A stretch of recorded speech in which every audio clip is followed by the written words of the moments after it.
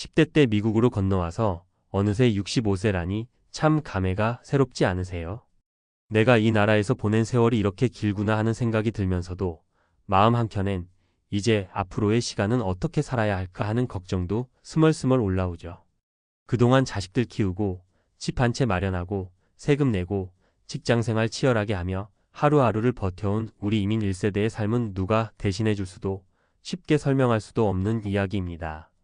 그리고 이제 65세가 된 지금 은퇴라는 단어가 더 이상 남의 이야기가 아니게 된 거죠. 그렇다고 꼭 주저앉아야 한다는 뜻은 아니에요. 오히려 이제야 진짜 내 시간을 내 뜻대로 쓸 기회가 왔다는 의미이기도 하죠. 하지만 현실은 그리 단순하지 않습니다. 사회보장연금 SSA, 메디케어, 자녀 문제, 주택담보대출, 생활비, 건강 문제까지 머리 아프도록 고민거리가 계속 쌓이잖아요. 오늘은 이런 고민을 함께 나누면서 65세 이후 미국에서 어떻게 준비하고 살아가면 좋을지 현실적인 이야기들을 풀어보려고 해요. 먼저 미국 이민 1세대 은퇴자들이 가장 많이 고민하는 건 단연 돈 문제입니다. 이건 우리만 그런 게 아니에요. 미국에서 나온 여러 연구에서도 은퇴자들의 1순위 걱정은 항상 내가 죽을 때까지 돈이 모자라면 어떡하나입니다. 사회보장연금 SSA 나오긴 하지만 월 달러 1,500달러 2,000 정도가 평균이라고 보면 돼요. 사람마다 소득 이력 따라 차이가 있지만 캘리포니아나 뉴욕처럼 물가가 비싼 주에서는 렌트비 하나도 안 나올 수도 있죠. 한국의 국민연금과 비교하면 나름 후하다고도 하지만 생활비료비 보험료가 더 많이 나가는 게 미국 생활의 현실입니다. 이걸 잘 보여주는 첫 번째 사례가 있어요. 한인타운에서 35년 식당을 운영하던 K씨 부부 이야기입니다. 열심히 장사해서 집도 사고 자식들도 대학 보냈는데 은퇴하고 나니 월세 수입도 없고 사회보장연금이 둘이 합쳐서 달러 3,200 정도 나오더래요.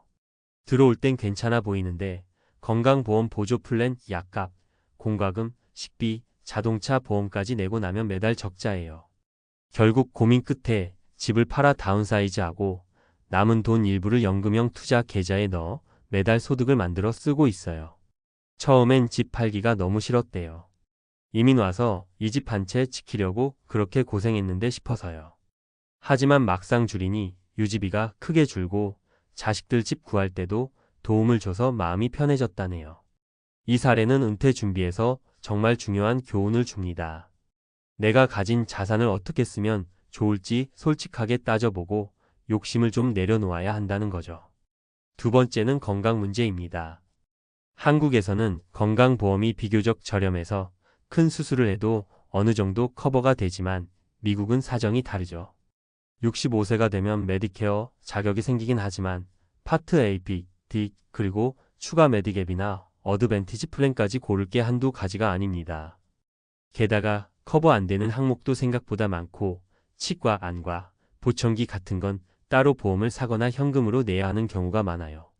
LA 인근에 사는 L씨 부부는 60대 초반에 메디케어 플랜 선택을 대충 하고 넘어갔어요. 보험 에이전트가 이게 제일 싸요 하는 말만 믿고요. 그런데 남편이 심장 스텐트 시술을 받게 됐는데 본인 부담금이 달러 8,000 넘게 나왔습니다. 그제야 제대로 알아보고 플랜을 바꿨지만 이미 낸 돈은 돌려받을 수가 없었죠. 이분들이 하는 말이 보험료 몇십 불 아끼려다 몇천 불 손해봤다는 거예요. 은퇴 준비해서 건강보험 계획을 소홀히 하면 이렇게 큰 구멍이 생깁니다. 그래서 전문가랑 상담하면서 플랜을 꼼꼼히 비교하고 내 병력, 약값, 주치의 네트워크까지 잘 살펴보는 게 정말 중요해요. 세 번째는 관계와 외로움의 문제예요. 많은 이민 1세대가 자식 교육과 생계에 매달리다 보니 친구나 지역 네트워크가 별로 없어요. 그리고 자식들이 크면 다 자기 삶이 바빠서 전화 한 통, 방문 한 번도 뜸해지죠. 뉴저지에 사는 제이 할머니는 10대 때 미국 와서 50년 넘게 살았어요. 남편이 돌아가시고 나서 혼자 지내는데 은퇴하고 나니 하루 종일 TV만 보고 말할 사람이 없어서 우울증 약을 먹게 됐어요. 그나마 교회 노인대학 프로그램에 나가기 시작하면서 다시 웃음을 찾았대요. 사람 만나는 게 귀찮기도 하지만 누군가와 수다 떨고 밥 먹고 산책하는 게 큰 힘이 된 거죠.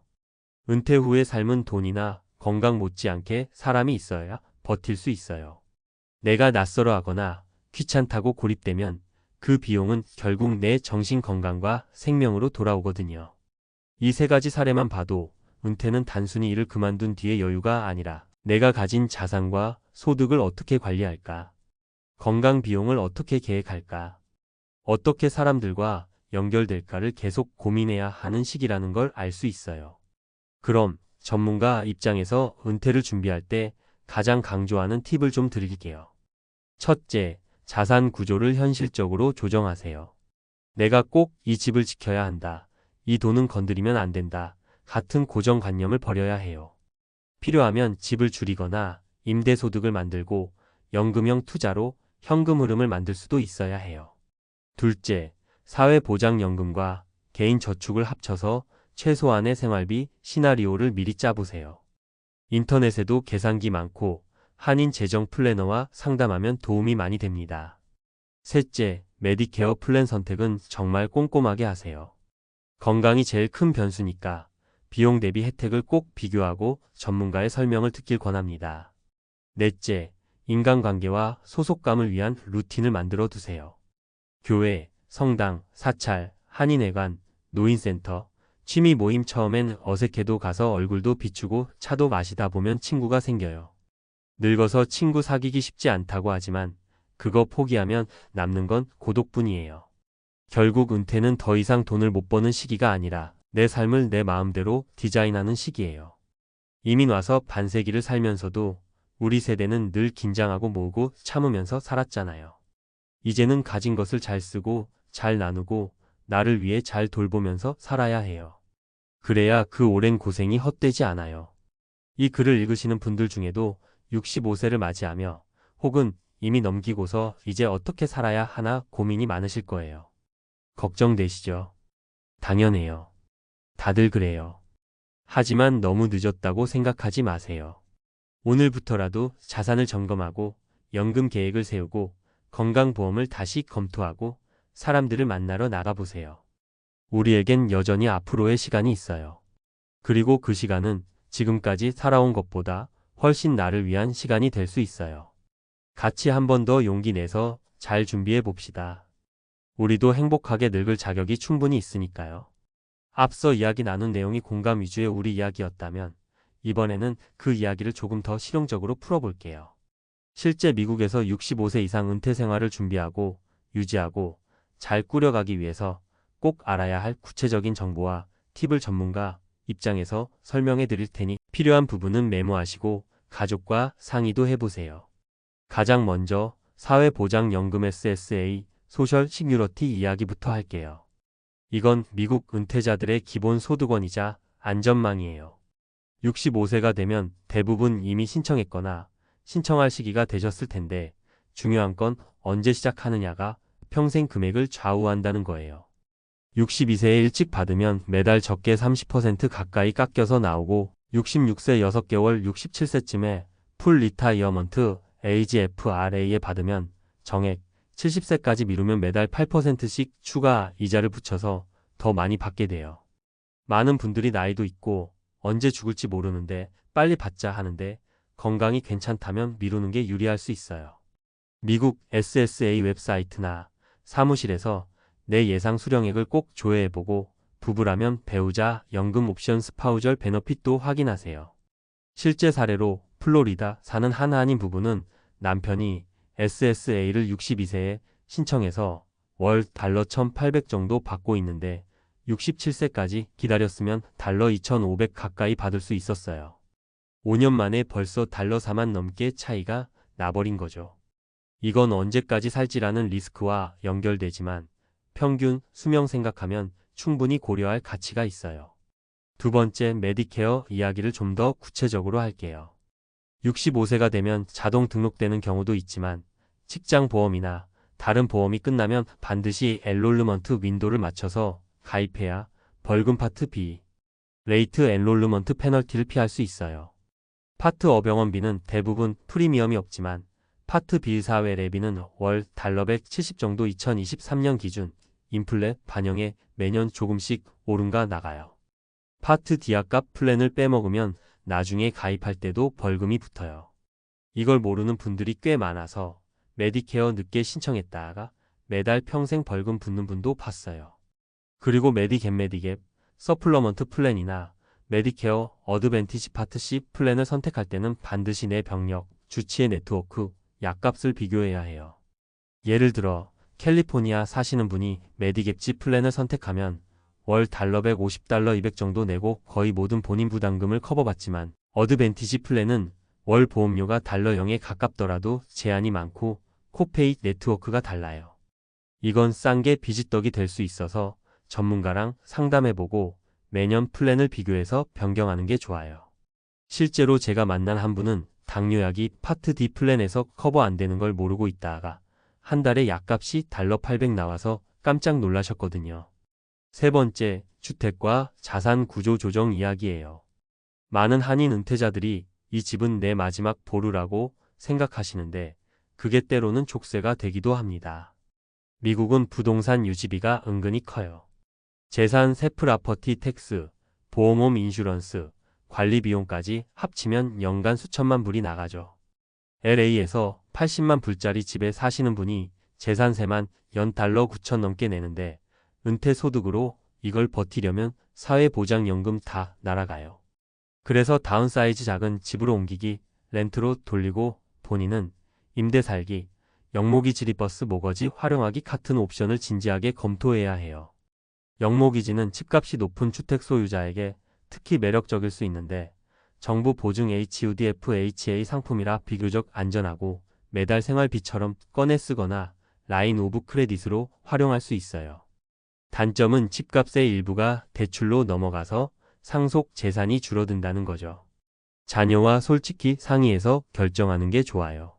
실제로 오렌지 카운티에 사시는 P씨는 큰 집 유지비가 너무 버거워서 영목이지로 월 달러 1,500씩 받으면서 은퇴소득을 보충하는데 이거 안 했으면 카드 빚이 쌓였을 것이라고 해요. 네 번째는 은퇴 후 일자리입니다. 많은 한인분들이 나이 들면 일자리 없다고 포기하지만 사실 파트타임, 컨설팅, 리모트 워크 기회가 은근히 많아요.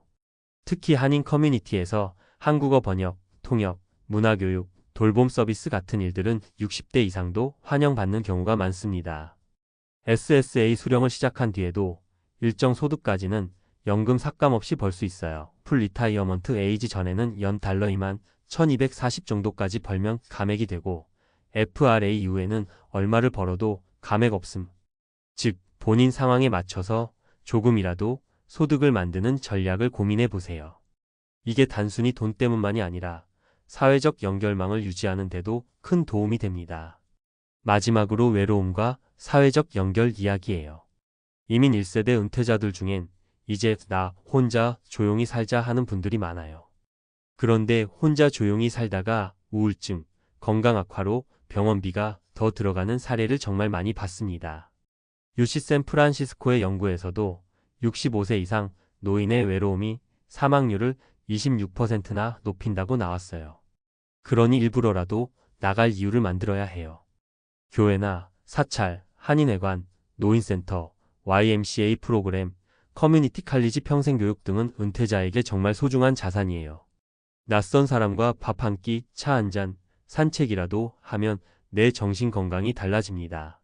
실제로 한인타운 노인센터 프로그램에 참여한 C씨는 처음엔 나 부끄럽다고 하더니 친구가 생기고 나서부터 식사도 더 잘 챙기고 표정이 환해졌어요. 자, 여기까지가 좀 더 구체적이고 실용적인 정보들이에요. 요약하면 은퇴 준비에서 중요한 건 아래 4가지예요. 소득 계획 SSA 타이밍, 개인 저축, 투자 수입, 집 활용, 의료비 계획 메디케어, 플랜 꼼꼼히 약값 계산, 주택 자산 구조 조정 다운사이즈, 영목이지 검토, 사회적 관계 유지 프로그램 참여, 일자리 취미. 모든 분들에게 정답이 하나로 똑같이 적용되는 건 아니에요. 내 건강 상태, 자녀 상황, 사는 지역, 문화권마다 다 달라요. 하지만 하나는 분명합니다.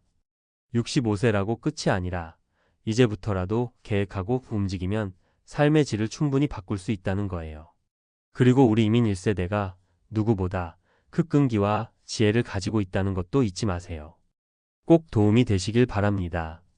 그리고 필요한 건 가족, 전문가, 친구들에게도 기꺼이 상의하세요. 같이 준비하면 훨씬 덜 외롭고 더 든든합니다.